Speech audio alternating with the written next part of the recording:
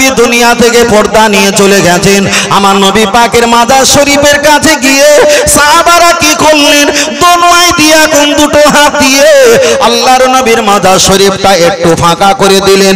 মাজার শরীফ মানে মাজার শরীফের উপরে খাজুর গাছের ডাল দিয়ে যেটা ভাড়া করা ছিল ছাউনি, ওই জায়গায় একটু ফাঁকা করে দিলেন।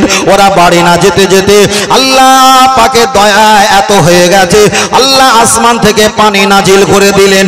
আমি এখানে আপনাকে বোঝাতে চেয়েছি, যা চাইবে আল্লাহর কাছে চাইবে, এটাই যদি শরিয়াতের শেষ ফতোয়া হয়ে থাকে, তাহলে সাহাবারা পানির জন্য আল্লাহর কাছে চাইতে যেত, কেন নবীর কাছে গিয়ে পানি চেয়েছেন? জবাব দাও।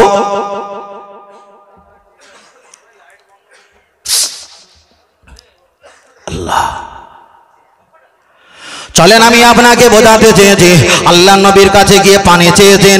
ওই জন্য আপনি গুগল সার্চ করে দেখবেন মদিনা শরীফের রওজা, গুগল সার্চ করবেন রসুল পাকের মাজার শরীফে সবুজ গম্বুজ আছে, আর চার কোনা সৌদি সরকার গম্বুজের কাছে ফাঁকা করে রেখেছে। কেন? আম্মা জান আয়েশা সিদ্দিকা অনুমতিতে রসুলের কাছে চেয়েছিল, সাহাবারা খাজুর গাছের ডালগুলো ফাঁকা করে দিয়ে আম্মা জান ওই ফতোয়াটা কেয়াস করে সৌদি সরকার আজই পর্যন্ত রসুল পাকের মাজার শরীফের গম্বুজের উপরে চার কোনা একটু ফাঁকা করে রেখেছে, এটাই তার প্রমাণ। গুগল সার্চ করো বসে বসে, আমি অস করে আপনি দেখেন ভালো করে আছে কিনা। আছে। চলেন আমি আপনাকে বোঝাতে চেয়েছি, লক্ষ্য করে দেখা যায় দয়ার নবীর কাছে চলে এসেছেন, তাহলে পানির ব্যাপার পানির ব্যাপার। এবার একটাই কথা আমি আপনাকে বলবো, আল্লাহ নবী বললেন, ও বাবা জিবরিল আমিন। নবী আমার এক সময় জিবরিল আমিনকে বললেন, জিবরিল আমিন তুমি ওহি কোথা থেকে নিয়ে আসো? জিবরিল বললেন, আল্লাহ আমার কাছে ওহি দেয়, আমি আপনার কাছে নিয়ে চলে আসি। আল্লাহ নবী একটু মস্করা করে বললেন, তোমার আল্লাহকে জিজ্ঞাসা করো ওহি কোথায় থেকে নিয়ে আসে, আমাকে জানিয়ে দিও। জিবরিল আমিন আল্লাহর কাছে গিয়ে বললেন, আল্লাহ আপনার হাবিব জানতে চেয়েছে আপনি ওহি আমাকে দেন, কিন্তু আপনি ওহি কোথায় থেকে নিয়ে আসেন, জবাব দাও। আমার আল্লাহ কোরআন শরীফে বললেন, ইয়া আইয়ুহাল মুজাম্মিল, আপনি জিবরিল একটা বার চলে যাও, ওই কালো চাদর দিয়ে ঘুমিয়ে পড়ে আছে। জিবরিল আমিন আলাইহিস সালাম দেখতে পেল ইয়া আইয়ুহাল মুজাম্মিল, কালো চাদর পন্নেওয়ালা ঘুমানোওয়ালা ঘুমিয়ে আছে। জিবরিল আমিন আইদিয়াকুম, হাত দিয়ে চাদরটা ঘুরিয়ে দেখে দয়ার নবী ঘুমিয়ে আছে। ফতোয়া লাগাবে?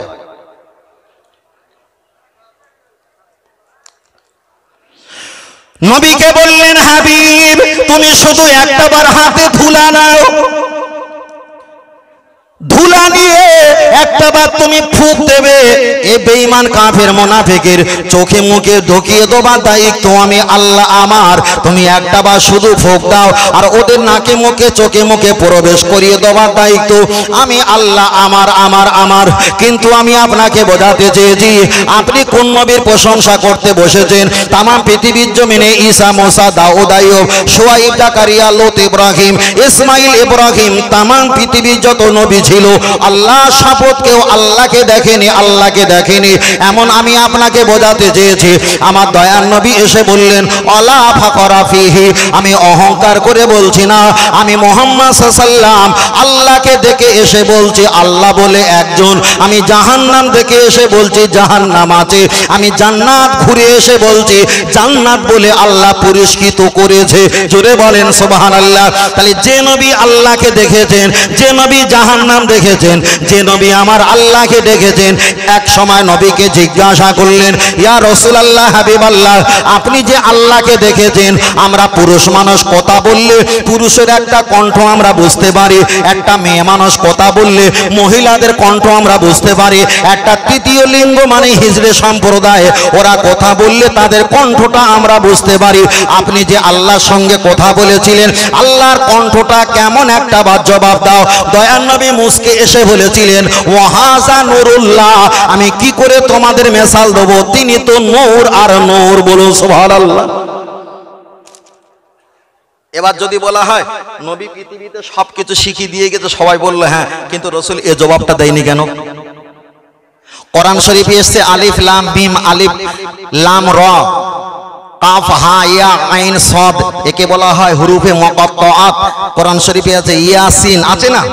একে বলা হয় হরুফে মুকাত্তাত। রসুলকে জিজ্ঞাসা করলি ইয়া রাসূলুল্লাহ এর মানেটা কি? রসুল বললেন আল্লাহু আলাম, এ ব্যাপারে আল্লাহ ভালো জানে। সব জিনিসের জমি জবাব দেবে তার ব্যক্তিগত ব্যাপার, যেটা পরিস্থিতি বুঝেছেন জবাব দিয়েছেন, পরিস্থিতি যেটা উন্নত পর্যায়ে গেছে রসুল সেটা জবাব। রসুলের কাছে এসে বললেন ইয়া রাসূলুল্লাহ আমার স্ত্রী আমার স্বামী আমাকে মা বলেছে, এখন তালাক হয়ে গেছে কি? রসুল জবাব দেয়নি, চলে গেলেন। দ্বিতীয়বার এসে বললেন স্ত্রী আমার স্বামী আমাকে মা বলেছে নেশা করে, আমি কি তালাক হয়ে গেছি? নবী জবাব দেয়নি। তৃতীয়বার নবীর কাছে এসে বললেন হুজুর আপনি বলেন আমরা কিভাবে সংসার করব, যা হারাম না হালাল আপনি বলেন। আল্লাহর কোরআন 28 পারা সূরা মুজদালিফা ক্বাদ সামিআ আল্লাহু ক্বাওলাল্লাতী তুজাদিলুকা ফি যাওজিহা ওয়া তাসতাকি ইলাল্লাহ। তাফসীরে ব্যাখ্যা এসেছে যারা স্ত্রীকে নেশার ঘরে মা বলে ফেলেছে এটা আদৌ তো তারা মা নয়, এটা আবেগে বলে ফেলেছে। এর থেকে বাঁচার জন্য 60টা মিসকিনকে 3 বেলা যেন খেতে দিতে পারে, না পারলে 60টা মিসকিনকে যেন কাপড় চোপড় ভালো পরিধান করিয়ে দিতে পারে, না পারলে 60টা রোজা রাখে, না পারলে বাড়ির দাসী থাকলে আজাদ করে দেবে। তবে যারা স্ত্রীকে মা বলবে তালাক হবে না, কাফারা দিতে হবে। কিন্তু নবীর কাছে এসেছিলেন একবার, জবাব দিলেন না, 3 বারের মাথায় কোরআন নাজিল হয়েছে। নবী বললেন এখানে আমাদের স্পষ্ট, নবী বানিয়ে কিছু বলে না, যা বলে আল্লাহর অনুকূলেই বলে। বলুন সুবহানাল্লাহ। যা বলে আল্লাহর হুকুম অনুযায়ী বলে। আল্লাহ আল্লাহ। চলেন আমি আপনাকে বোঝাতে চাই, লক্ষ্য করে দেখা যায় তাহলে আল্লাহ নবীর কাছে পানির জন্য চলে গেলেন। বিষয়টা আমি আপনার কাছে সংক্ষেপে করে বলেছি। এবার আমি আপনার কাছে একটাই কথা বলবো, আমরা যখন নামাজ পড়ি, নামাজ পড়ার সময় নামাজ পড়ার সময় কেউ বলেছে নামাজ পড়ার সময় ইমামের পিছনে সূরা ফাতিহা পড়তে হবে। এখন কে বলবে ইমামের পিছনে সূরা ফাতিহা পড়তে হবে? হাদিসটা বুখারী শরীফে এসেছে, লা সালাতা ইল্লা বিফাতিহাতিল কিতাব। এই হাদিসটা তানারাও পড়েছেন, আমার হুজুরেরা পড়েছেন, আমাদেরকেও পড়িয়েছেন। হাদিসটা বুখারীতে এসেছে, লা সালাতা ইল্লা বিফাতিহাতিল কিতাব, সূরা ফাতিহা ছাড়া নামাজ হবে। এবার সূরা ফাতিহা ছাড়া নামাজ হবে না। এখানে কিন্তু বলা নেই যে ইমামের পিছনে সূরা পড়তে হবে। 3 পৃষ্ঠার উল্টাবে হযরত ওমর রাদিয়াল্লাহু তাআলা আনহু থেকে বর্ণিত, মানে এই হাদিসটা ওমর থেকে বর্ণিত। আবার ওমর থেকে 2 পৃষ্ঠার উল্টালে ওই বুখারী শরীফে এসেছে, আল্লাযিনা হুম আন সালাতিহিম খাশিউন। তোমরা যখন নামাজ পড়বে নীরবতা পালন করবে, খুশুখুজুর সঙ্গে চুপ করে তোমরা দাঁড়িয়ে থাকবে। ইমাম সাহেব যখন কেরাত পড়বে, আল্লাহর কোরআন জানিয়ে দিয়েছে ওয়া ইযা কুরিআল কোরআনু, যখন তোমাদের সামনে কোরআন তেলাওয়াত হবে ফাস্তামিউ লাহু ওয়া আনসিতু, তোমরা চুপ করে থাকবে আর শ্রবণ করবে। আল্লাহ আমরা চুপ করে শ্রবণ করব, তাতে লাভ কি হবে? আল্লাহর কোরআন পরে বললেন লাআল্লাকুম তুরহামুন, আল্লাহ তোমাদের প্রতি রহমত নাজিল করে দেবে। জোরে বলেন সুবহানাল্লাহ। তাহলে আল্লাহর কোরআন বলেছেন যেখানে কোরআন তেলাওয়াত হবে তোমরা চুপ করে শ্রবণ করবে, লাআল্লাকুম তুরহামুন, আল্লাহর পক্ষ থেকে তোমাদের প্রতি রহমত নাজিল হয়ে যাবে। তাহলে ইমাম সাহেব যখন কেরাত পড়বে ওখানে ওটা তো আল্লাহর কোরআনের আয়াত, সূরা ফাতিহাও কোরআন শরীফের আয়াত, লিলাফি কুরাইশিন এটাও কোরআনের আয়াত, তাব্বাত ইয়াদা এটা কোরআনের আয়াত, ইয়াসিনাল কোরআনিল হাকিম এটা কোরআনের আয়াত। তাহলে কোরআন যখন তেলাওয়াত হবে আপনাকে চুপ করে নীরবতার সঙ্গে শুনতে হবে, চুপ করে শুনতে হবে। আল্লাহর কোরআন বললেন লাআল্লাকুম তুরহামুন, আল্লাহ তোমাদের প্রতি রহমত নাজিল করে দেবে। তাহলে কোরআনেও পেলাম না, ইমাম কেরাত পড়লে সূরা ফাতিহা পড়লে তার সঙ্গে পড়া লাগবে, বরং পেয়েছি চুপ করে আপনাকে শোনা লাগবে। এক। দ্বিতীয় নাম্বার, পৃথিবীর কোন হাদিসে লেখা নেই ইমামের পিছনে সূরা পড়তে হবে, এমন লেখা নেই। তবে হাদিসটা বুখারী শরীফে এসেছে। মুহাম্মদ আল্লামা ইসমাইল বিন বুখারী রাহমাতুল্লাহ আলাইহি তিনি ব্যাখ্যা দিয়েছেন, ইমাম যখন সূরা ফাতিহা পড়বে তোমাদেরকে সূরা ফাতিহা পড়তে হবে না।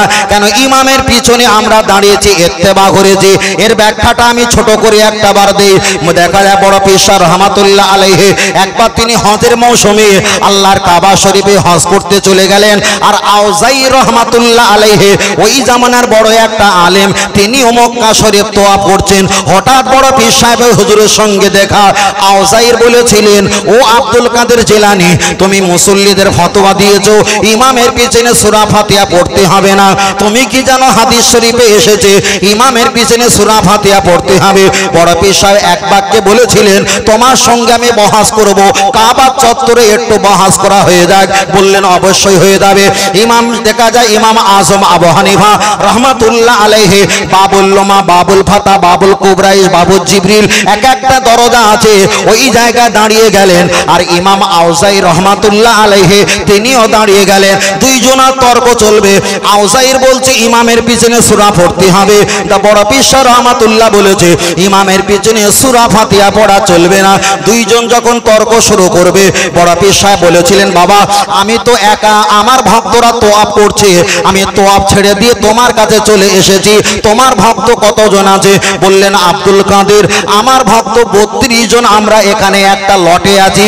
বড় পীর সাহেব বলেছিলেন, তোমরা 32 জন, আমি একা, 32টা জবাব আমি দিতে পারবো না। তোমাদের 32 জনের ভিতরে একজনকে ইমাম বানাও, একজনকে নেতা বানাও, উনি যেটা বলবে 31 জনে সেটা বলা হবে। আর উনি যদি জিতে যায় 31 জনের জয় জয়াকার হয়ে যাবে। আর ওই ইমাম যদি হেরে যায় তাহলে 31 জন তারা তো হেরে যাবে, এটাই প্রমাণ হয়ে যাবে। বললেন হুজুর ঠিক আছে। ইমাম আজম রহমাতুল্লাহ আলাইহি বললেন, তোমাদের ইমামকে? আউজাইর বলেছিলেন, হুজুর আমি ইমাম। আউজাইরকে বলেছিলেন, আউজাইর তুমি যখন ইমাম হয়েছো, তুমি বলা মানে 31 জনকে বলা, তুমি জিতে যাওয়া মানে 31 জন জিতে যাওয়া, তুমি হেরে যাওয়া মানে 31 জন হেরে যাবা। তাহলে এটাই যদি শরিয়াত না হয়ে যদি যুক্তিসঙ্গত হয়, একটা ইমাম কথা বলবে 31 জনের কথা বলা হয়ে যাবে, কেন ইমাম বানিয়েছে, লিডার বানিয়েছে। ঠিক হানাফি মাযহাবের মসলা হলো, ইমাম সাহেব যখন মসজিদের মেম্বারে দাঁড়িয়ে যায়, ইমামকে আমরা ইমামতি বানিয়েছি, একটা দায়িত্ব বিহাজাল ইমাম, আমরা তাকে ইমামের জায়গায় ইমাম লিডার মাতব্বারি করেছি। এখানে বলা হয় আনা ইমামুল লিহাদরা আমাইয়া হাদুরু, যারা এসেছে, যারা আসবে, যারা উজু করে আসছে, যারা এসেছে, প্রত্যেকের জন্য আমি ইমাম হয়ে গেলাম। তাহলে একটা ইমাম হয়ে যদি 31 জনের পক্ষে হয়ে একজন কথা বললে 31 জনে যদি আদায় হয়ে যায়, একটা ইমাম নামাজে সূরা ফাতিহা পড়লে হাজার হাজার মুসল্লি সূরা ফাতিহা পড়া হয়ে যায়। আর একটু জোরে হবে না? কোন কাঁচাখোর, কোন হুজুর তোমার বলেছে ইমামের পিছনে সূরা ফাতিহা পড়তে হবে? এমন কোন হাদিসে নেই। তবে হাদিসটা মুহাম্মদ আল্লামা ইসমাইল বিন বুখারী রহমাতুল্লাহ আলাইহি বুখারীতে বর্ণনা করেছেন, লা সালাতা ইল্লা বি ফাতিহাতিল কিতাব, এই তোমরা সূরা ফাতিহা ছাড়া নামাজ হবে না, ওটা একা একা সূরা পড়তে হবে, ইমামের পিছনে নয়। একটু বুঝে এসছো তো বাবা? হালকা হালকা সময় লাগাই, রুমালটা বার করে এমনি ঘাম বার হবে। 3টে হ্যালোজেন চলছে তো, কারোর অসুবিধা হচ্ছে নাকি? কারো অসুবিধা হয় না তো? এখন অনেক আছে, এখন অনেক আছে। ফের বলছে কেনাকাটা ব্যক্তিগত ব্যাপার। শোনো, মানবে কি না মানবে কোনো জোর জবরদস্তি কিছুই নেই। তবে আমাদের এটা দোকান, আমরা প্রোডাক্ট দেখাবো, ব্র্যান্ডেড মাল, ভালো লাগে লাও, না লাগে। তবে এটা কম পয়সা নিয়ে যাও না, কম দামে কিনে মজা বাড়ি ফিরে, এরকম কিছু করো না। আল্লাহু আকবার, তাকবীর, নারে তাকবীর, নারে তাকবীর। আর এটা জোরে বলেন নারে তাকবীর। সামনে যারা বড় ভাইরা দাঁড়িয়ে আছেন, আপনারা বুঝতে পারছেন তো বাবু? বুঝতে পারছেন বাবা? তোমাদের ইমাম হয়ে একজন হাত দেখান, একজন হাত দেখা। বাহ, মাশাআল্লাহ মাশাআল্লাহ মাশাআল্লাহ, আল্লাহু আকবার। আল্লাহ কবুল করেন, বলেন আমিন। আল্লাহ, চলেন আমি আপনাকে বোঝাতে চেয়েছি, তাহলে নামাজের কথা আমি ছেড়ে দিলাম। এবার আসবে কি, নামাজে মোনাজাত করা যাবে কিনা? সূরা ফাতিহার পাঠটা ছেড়ে দিলাম, নামাজে দলবদ্ধ হয়ে সম্মিলিতভাবে দলবদ্ধ হয়ে মোনাজাত করা যাবে কিনা? ভিডিও আমি দেখাবো না, তবে যে হুজুর ফতোয়া দিয়েছে দলবদ্ধ সম্মিলিতভাবে মোনাজাত করা যাবে না, ওই হুজুরের ছেলে বড় একটা আলেম, কোন কেলেঙ্কারিতে পুলিশ যখন ধরে নিয়ে গিয়েছিল, আসরের নামাজ পড়ে দাঁড়িয়ে দাঁড়িয়ে মুসল্লিদের নিয়ে দোয়া করেছিল। এবার কে হিসাব নেবে? তারিক জামিল বলে আপনারা দেখেছেন, ফেসবুক আর ইন্টারনেট তার প্রমাণ, তার ভক্ত লাখো লাখো ভক্ত পৃথিবীতে বিরাজমান। তারিক জামিলের ছেলে অ্যাক্সিডেন্ট হয়ে কিংবা আত্মহত্যা সুসাইড করে মারা গেছে। এখন তারিক জামিলের ছেলে যখন ইন্তেকাল হয়ে গেছে, কবর যখন জিয়ারাত করা হচ্ছিল, তারিক জামিল বড় একটা আলেম, তিনি কবরের কাছে সকলকে নিয়ে হাত তুলে মোনাজাত করছিল। আমার জবান প্রমাণ নাই, ফেসবুকের ফটো তার প্রমাণ। যারাই বলেছে দলবদ্ধ হয়ে সম্মিলিত হয়ে মোনাজাত করা যাবে না, ওরা ঠেকায় পড়লে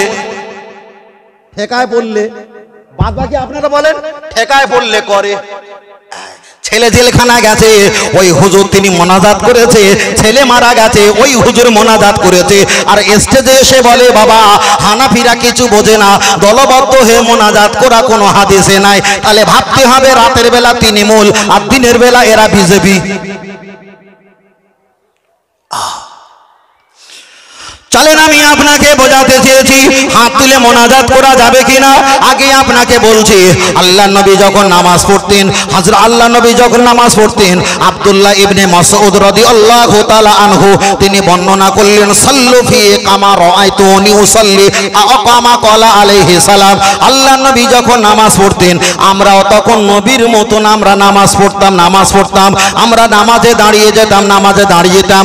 দয়ার নবীর একজন সাহাবারা দেখা যায় 200-250 জন কাফেলারা ওরা ওহদের যুদ্ধে চলে যাবে। আল্লাহ নবী ওদেরকে যখন যুদ্ধের মাঠে ছেড়ে দিয়েছে, কিছু সাহাবারা দাঁড়িয়ে আছে।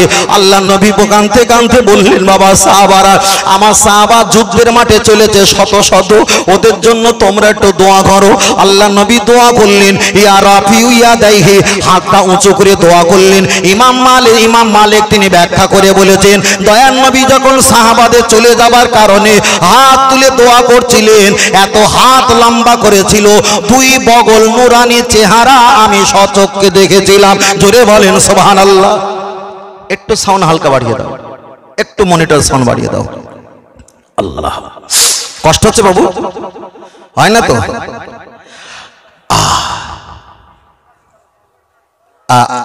ওটা অসুবিধা হচ্ছে, এটা শুনতে পাচ্ছি আমি। আসতে বলবো, প্রতিদিন বক্তব্য তো আমার এটা টেনে নেয়, বুঝতে পেরেছেন? অসুবিধা হলে আসতে বলবো, কিন্তু ওখানটা থাকবে। আল বিদায়া আর নিহায়া সাহাবী হাজারা আনী রাদিয়াল্লাহু তাআলা আনহু তিনি বলেছেন, দয়ার নবী মোনাজাতে করতেন। সাহাবী আনাস বিন মালিক তিনি বলেছেন, সাহাবারা যখন যুদ্ধে চলে যেতেন, রাসূলুল্লাহ তার জন্য দোয়া করেছিলেন। কোথায় এসে?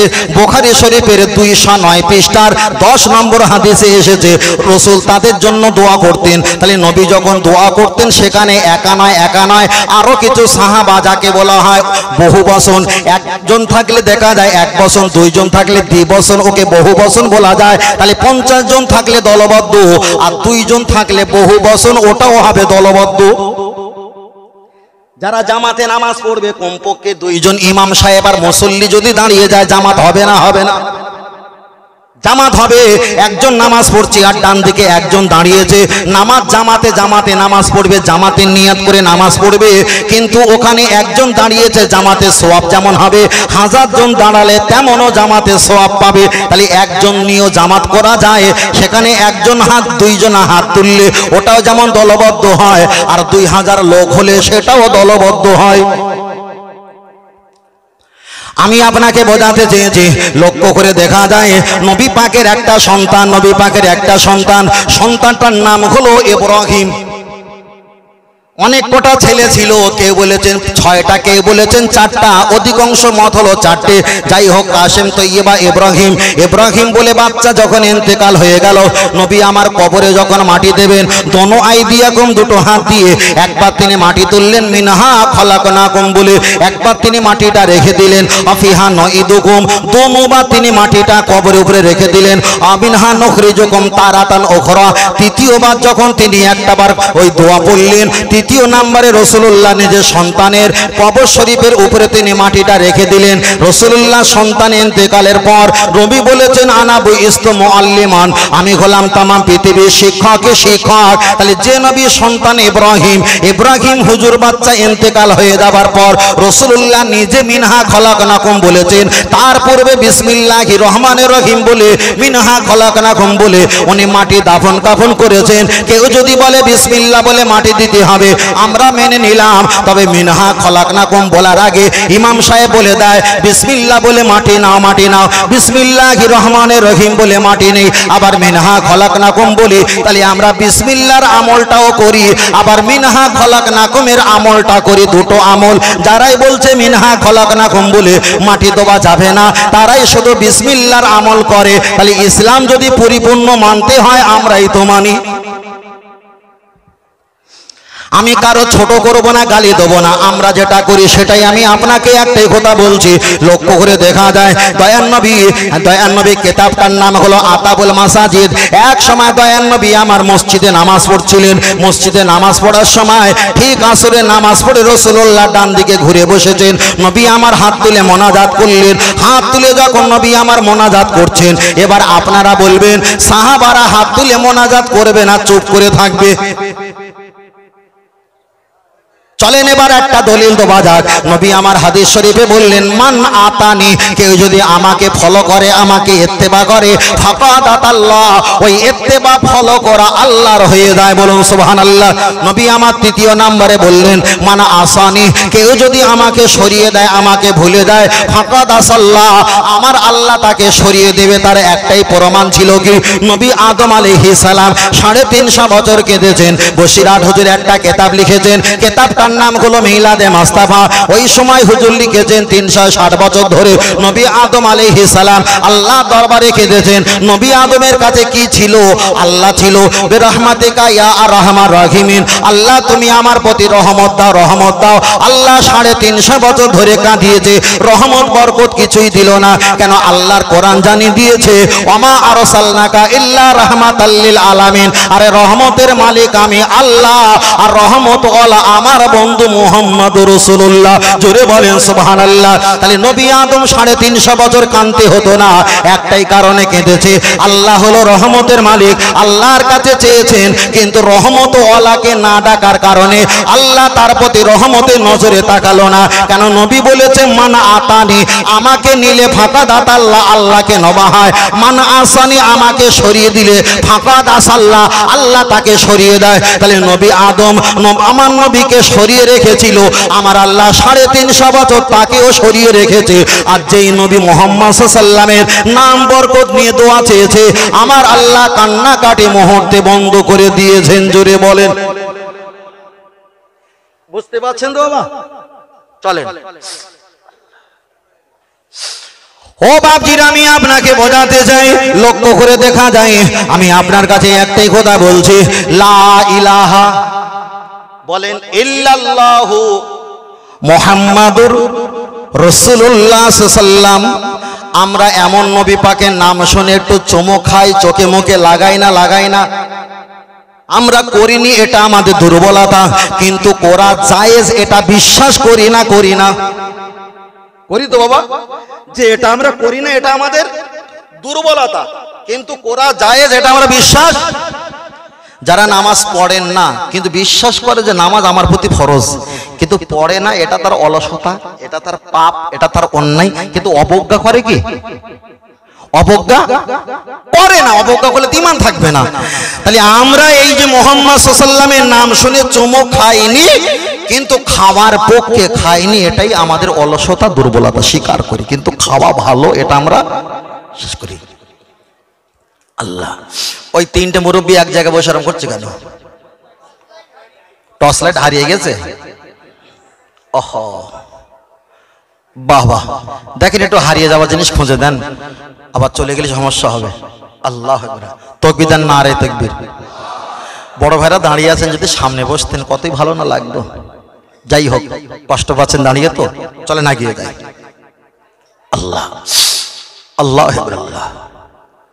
চলেন আমি আপনাকে বোঝাতে চাই, হুগলি জেলায় একটা আলেম আর হুজুর তিনি বক্তব্য করেছেন, তোমরা যে লা ইলাহা ইল্লাল্লাহ বলো, তারপরে মুহাম্মাদুর রাসূলুল্লাহ বলার সময় চুপ চুপ করে তোমরা চুমু খাও, এটা হারাম, এটা চলবে না। হারাম লাগিয়ে দিয়েছে। চলেন, হুজুর এখন দলিল দিয়েছে কি? হুজুর এখন যুক্তি দিয়েছে, তোমরা একটা বার বলো আল্লাহু আকবার, এর মানে কি? ছেলেরা বলল আল্লাহু আকবার মানে আল্লাহ মহান, আল্লাহ বড়, আল্লাহ জিয়াদা, আল্লাহ সবচেয়ে মহান, ঠিক না বে ঠিক? এবার বলল মুহাম্মদ সাল্লাল্লাহু তিনি কি আল্লাহর চাইতে বড়? বলছে কখনো বলা যাবে না। তাহলে আল্লাহ বড়, নবী ছোট। তোমরা যদি নবীর নাম একবার শুনে তিনবার চুমু খাও, তাহলে আল্লাহ তো সবচাইতে মহান, আল্লাহ বড়, আল্লাহ বড়। তাহলে নবী হলো ছোট। নবীর নাম শুনে যদি একবার নাম শুনে তিনবার যদি চুমু খাও, তাহলে আল্লাহ তো বড়। তাহলে আল্লাহ একবার বললে 3 তিরিকে 9 বার চুমু খাওয়া দরকার। শ্রোতা বলল হুজুর তো ঠিক বলেছে, কেন যুক্তি দিয়েছে, ভালো বলেছেন, এখানে কোনো দলিল দিল না, করা যাবে না, কোনো দলিল দিল না, যুক্তি দিয়েছে ভালো। আমি আপনাকে বোঝাতে চেয়েছি তাহলে আল্লাহ মহান, আল্লাহর নাম শুনে 3 তিরিকে 9 বার চুমু খেতে হবে। তার কারণটা কি? নবী হলো ছোট, নবী হলো আল্লাহর গোলাম। তাহলে নবীর নাম শুনে একবার নাম শুনে তোমরা যদি 9 বার 3 বার চুমু খাও, একবার নাম শুনে 3 বার, তাহলে আল্লাহ মহান, আল্লাহ তো একবার নাম শুনে 3 তিরিকে 9 বার চুমু খাওয়া দরকার। হুগলি জেলায় যখন গেলাম, ওই হুজুরের দল বক্তব্য দিয়েছে 10-12 দিন আগে, আমাকে বলছেন হুজুর এই ব্যাপার ঘটে গেছে। আমি চট করে জিজ্ঞাসা করলাম উনি কি দলিল দিয়েছে? বলল না। দলিল যদি না দেয়, যুক্তি দিয়েছে, তাহলে আমারও যুক্তি দেওয়া দরকার। এখন বলেন স্ত্রী বড় না শাশুড়ি বড়? বড় ভাই কথা বলে না। স্ত্রী বড় না শাশুড়ি বড়? শাশুড়ি বড়, স্ত্রী ছোট। তাহলে নবী ছোট, নবীর একবার নাম শুনে চুমু খেয়েছেন 3 বার। আল্লাহ বড়, আল্লাহর একবার নাম শুনে তাহলে 3 তিরিকে 9 বার খেতে হবে। তাহলে স্ত্রী ছোট। স্ত্রী যদি তোমার 10 বছরে 3টে কচি হয়, তাহলে স্ত্রীর তুলনায় শাশুড়ি বড়। তাহলে শাশুড়িকে 3 তিরিকে 9টা কচি করা দরকার। তাহলে এখানে তো যুক্তিতে কোনো মুক্তি নাই, যুক্তিতে মুক্তি নাই। তার কারণ একটাই হলো নবী আদম আলাইহিস সালাম, আমার নবীর নাম যখন আল্লাহ যারা বা সাজারা জান্নাতের ভিতরে যখন দেখেছেন, আমার নবী পাকের নামটা তিনি 2 আঙুলটা দিয়ে চুম্বন খেয়েছেন। কখনো কখনো মসলার কেতাবে এসেছে মাগরিবের নামাজে, ফজরের নামাজে মাথায় হাত দিয়ে 11 বার ইয়া নূর ইয়া নূর ইয়া নূর ইয়া নূর এমন করে পাঠ করবে, চোখের জ্যোতি বাড়বে। আর মুহাম্মদ সাল্লাল্লাহু আলাইহি ওয়াসাল্লামের নাম শুনে চোখে মুখে বলাবে, আল্লাহ তোমার জেনে শক্তি আর রুহানি শক্তি বাড়িয়ে দেবে। জোরে বলেন সুবহানাল্লাহ। এবার হুজুরকে জিজ্ঞাসা করো, তোমার একটা মেয়ে হয়েছে, মেয়েটার নাম হলো রুকসানা, মেয়েটার নাম হলো ফাতেমা, মেয়েটার নাম হলো হাবিবা, মেয়েটার নাম হলো সুমাইয়া। এখন ছোট বাচ্চা, মাত্র 1 বছর 7 মাসের বাচ্চা, তোমার বাচ্চাকে কি চুমু খেয়েছো? কি বলবে? হ্যাঁ চুমু খেয়েছি। তোমার বাচ্চা চুমু খেতে হবে, কোন হাদিসে আছে? বলল না না, এটা আমার বাচ্চা, এটা আমার রক্ত, এটা আমার কলিজা, তাই মহব্বতে চুমু খেয়েছি। আর নবী আমাদের ঈমান, যিনি রাহাবার আমাদের জান্নাতের নিশানা, তার নামে চুমু খেলে কোনো সমস্যা হবে কি? তাহলে বাচ্চার নামে চুমু খেয়েছো, এটা যদি জায়েজ হয়, নবীর নামে চুমু খেলে তোমার কেন জ্বালা করে? তাহলে 1 ঘন্টার বক্তব্য পিছিয়ে আসো। এই মালদের ভিতরে ইসলাম থাকবে কিন্তু ঈমান মাথায় গেছে। এসব হুজুরদের ভিতরে ইসলাম থাকবে কিন্তু ঈমান থাকবে না।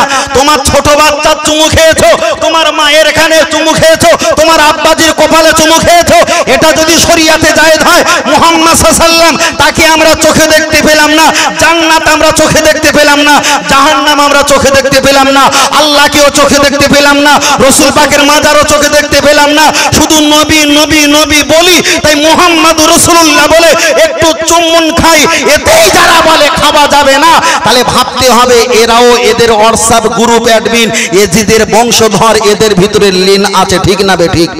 তাদের ভিতরে নামাজ রোজা তাসবিহ তেলাওয়াত সৎ ছিল।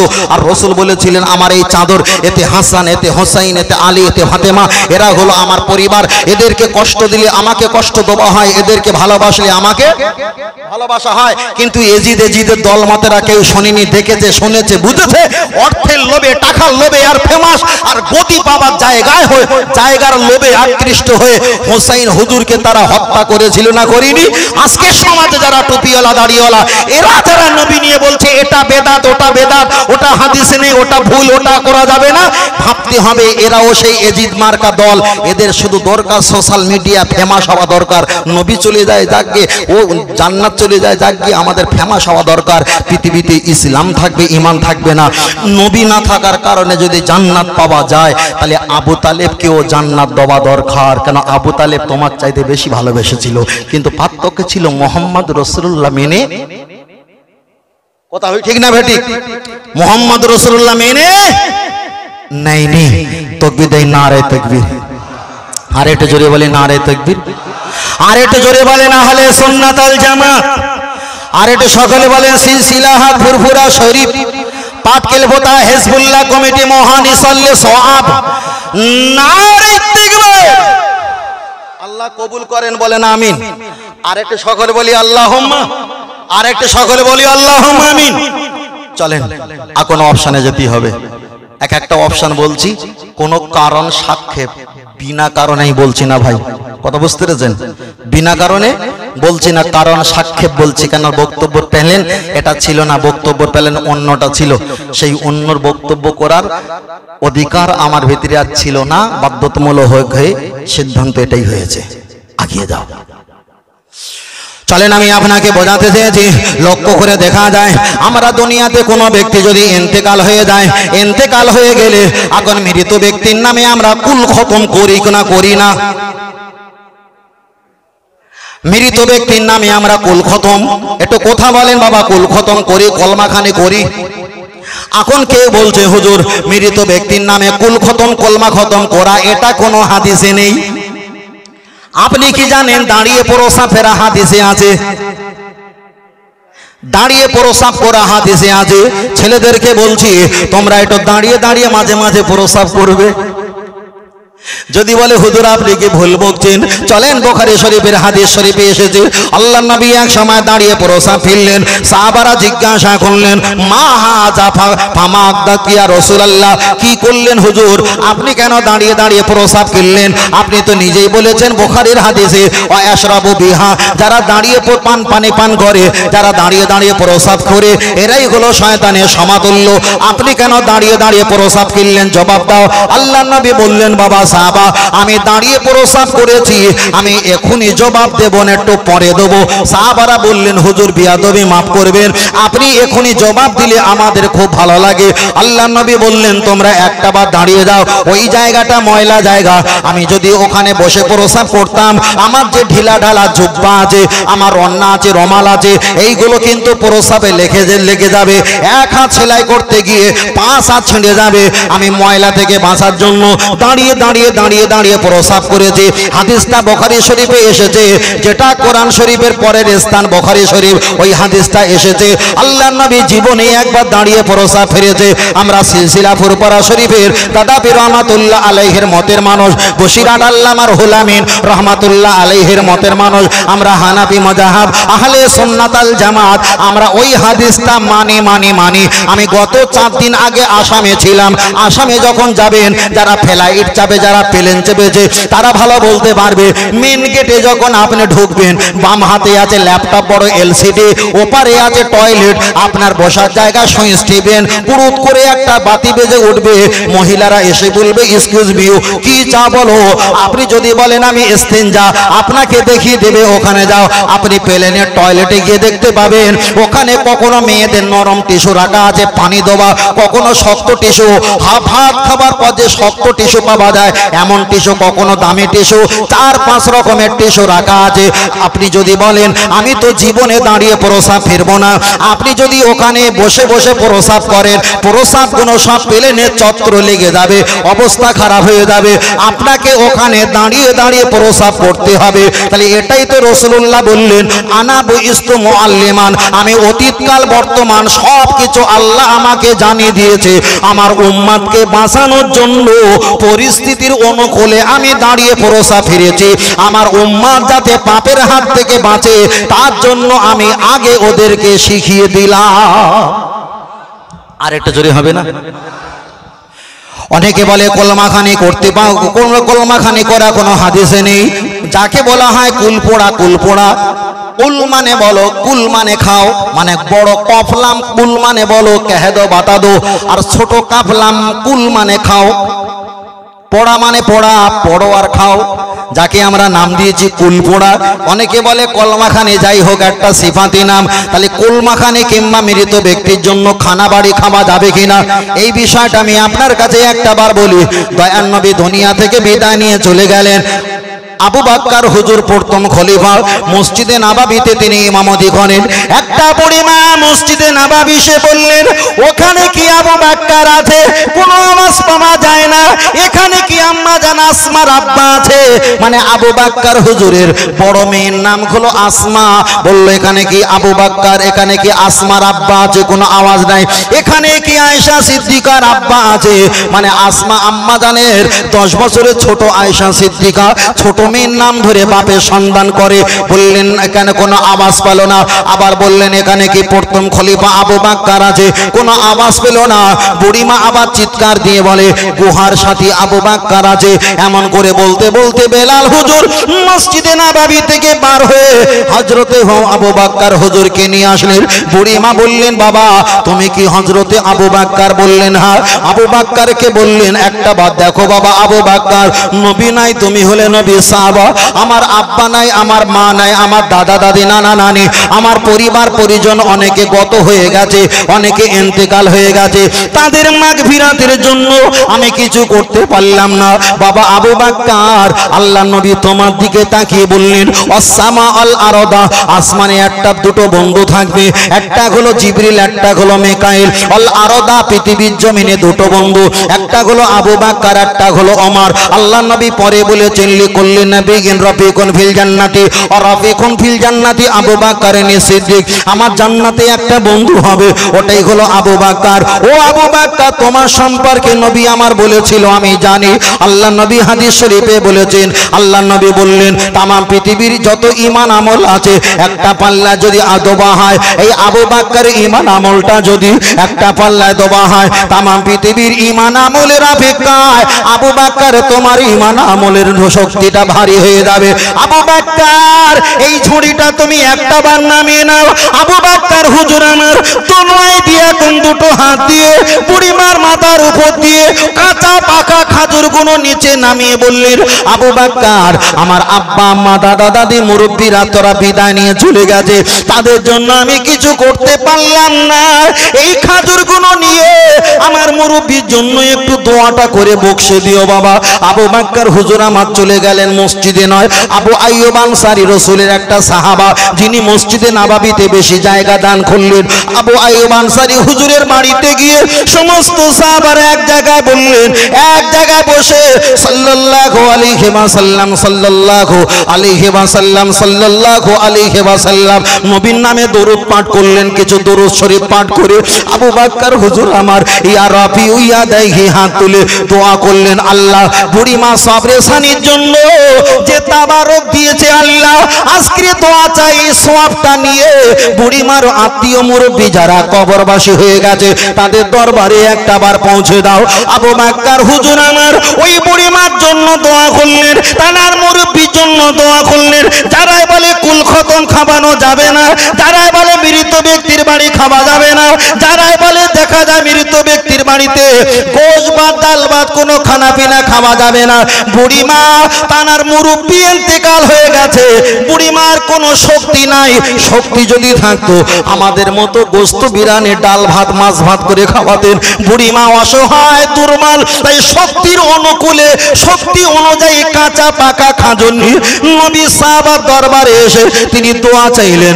আল্লাহ নবী সাহাবা আবু বকর দোয়া করে প্রত্যেকের জোপাতে হাতে দুটো একটা করে খাজুরগুলো বকশিশ করে দিলেন। তাই ফুরফুরার আবু বকর সিদ্দিক রাহমাতুল্লাহ আলাইহি বললেন নবী সাহাবীরা তাদের মুরব্বিদের জন্য দান খয়রাত করে দোয়া চেয়েছেন সাহাবীদের কাছে।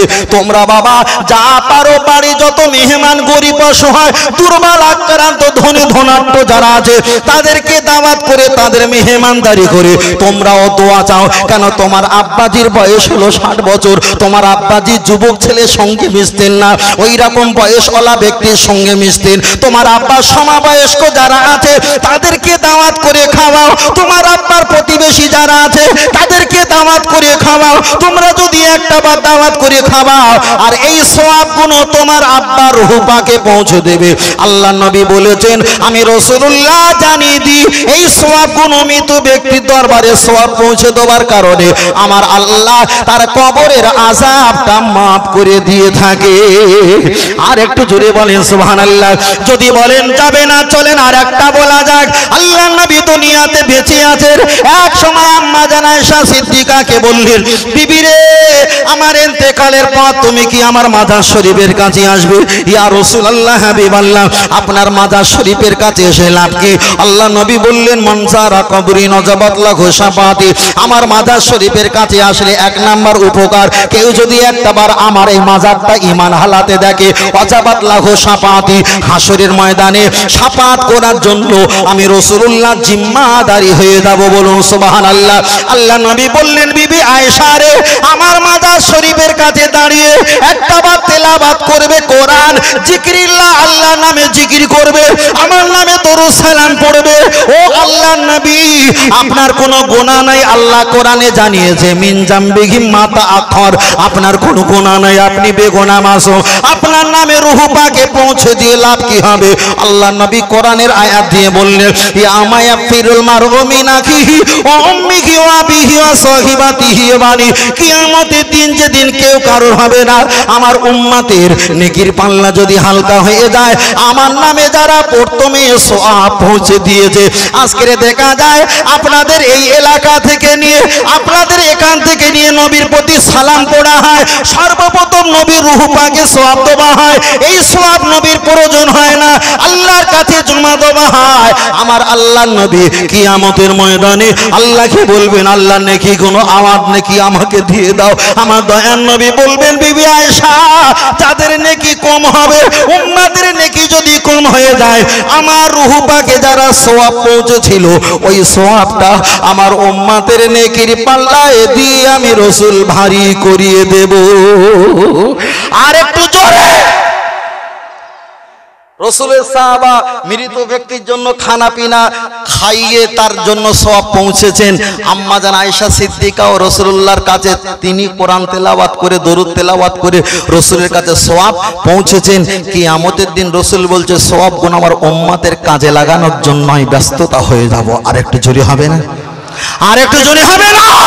তাহলে কেউ বলছে যে মৃত ব্যক্তির জন্য খানা পিনা করা যাবে না, এটা সম্পূর্ণ বোকামো ছাড়া অন্য কিছু নয়। চলেন আপনার কাছে বলছি, কোন ফকিরকে যখন টাকা দান করবেন, এটা বলে থাকি সব জায়গায়, ফকিরকে যখন টাকা দান করবেন তখন আপনি নামাজি মুত্তাকি পরহেজগার থেকে দান করবেন। আর কোনো ব্যক্তি যখন আপনার কাছে টাকা চাইবে, যে ধর্মের হোক না কেন, আপনি তার কাছে টাকা দিতে পারেন, তবে তাদের কাছে নেকির আশা করা যাবে না। নেকির আশা করবে মহান স্রষ্টার কাছে, কেন তানার অসহায় ছিল, চেয়েছে আপনার কাছে, আপনার দেওয়ার হক যা পেরেছেন আপনি দিয়েছেন। এই হকের ফজিলত আর বরকত দেবে কে? মহান আল্লাহ। বুঝছেন না? মহান আল্লাহ। তবে এতটুকু বলছি, আল্লাহর কাছে কিছু দিয়ে তারপরে চাইবেন। তবে এটা বলবেন না যে আল্লাহ, এবার যদি আমি জিততে পারি মসজিদে 10,000 টাকা দেবো। আল্লাহরা টেনশনে ফেলবে না, আগে মাল মসজিদে দাও, তারপরে আল্লাহর কাছে দোয়া চাও। তুমি যদি হেরে যাও তাহলে টাকা দেবে না তো। কথা বুঝতে পেরেছেন? তাহলে এরকম জায়গায় ফেলবে না, আগে মাল কিছু দাও। আমরা নামাজ পড়ে দোয়া করি না, নামাজের আগে দোয়া করি। আল্লাহকে কিছু দিয়েছি, আল্লাহ কষ্ট করেছি, দাও দাও। আল্লাহ বলেছে যে চায় না আমি রেগে যাই, আর যে বেশি বেশি চায় আমি আল্লাহ খুশি হয়ে যাই। বলেন সুবহানাল্লাহ। আর একটু জোরে হবে না? আর একটু জোরে হবে না? চলে এখনো নাম্বার আছে। আমরা নবীর প্রতি এখানে দাঁড়িয়ে সালাম পাঠ করি, তো সালাম পাঠ করি, দাঁড়িয়ে সালাম পাঠ করি। আপনি শুয়ে শুয়ে সালাম পাঠ করেন, আপনি বসে বসে সালাম পাঠ করেন, আপনি দাঁড়িয়ে সালাম পাঠ করেন, আপনি নামাজের মুসাল্লায় বসে সালাম পাঠ করেন। তবে যেভাবে সালাম পাঠ করেন কোনো সমস্যা নেই। তবে এতটুকু খেয়াল রাখবেন, আমার মোবাইলে ফোন করেছে, আমি তখন ঘুমিয়ে আছি, এমন ব্যক্তি ফোন করেছে ঘুমিয়ে মানে শুয়ে আছি, ওই ব্যক্তি সালামের জবাব দেওয়া যাবে না? যাবে না? যাবে। আমি গাড়ি চালাই, কোনো ব্যক্তি ফোন করেছে, সেই ব্যক্তি সালামের জবাব দেওয়া যাবে না? যাবে না? যাবে। চলতে ফিরতে, খেতে উঠতে বসতে সালামের জবাব দেওয়া যাবে, এবং সালাম দেওয়াও হাঁটতে হাঁটতে ফোন করেছেন একজনকে, সালাম দিয়েছেন, জবাব দেওয়া যাবে। কিন্তু আমরা এমন একটা নবীকে ভালোবাসি যে নবী সম্মান আর ইজ্জতের খাতিরে সব কাজকর্মকে রেখে দিয়ে আমরা বসে সালাম দিলে নবীকে সম্মানটা কম হতে পারে, শুয়ে শুয়ে সালাম দিলে সম্মানটা কম হতে পারে, গল্প মাঝে সালাম দিলে সম্মানটা কম হতে পারে। তাই দাঁড়িয়ে নির্দিষ্ট করে আমার নবীর প্রতি সালাম দেওয়া হয়, এটা শুধু নবীর সম্মানের খাতিরে। বলুন সুবহানাল্লাহ। একে বলা হয় কিয়ামে মুসাররাত, জিসকা मतलब ऐसी है খুশি কা কিয়াম। আমার নবীর শানে খুশি দাঁড়িয়ে আমরা সালাম পাঠ করি।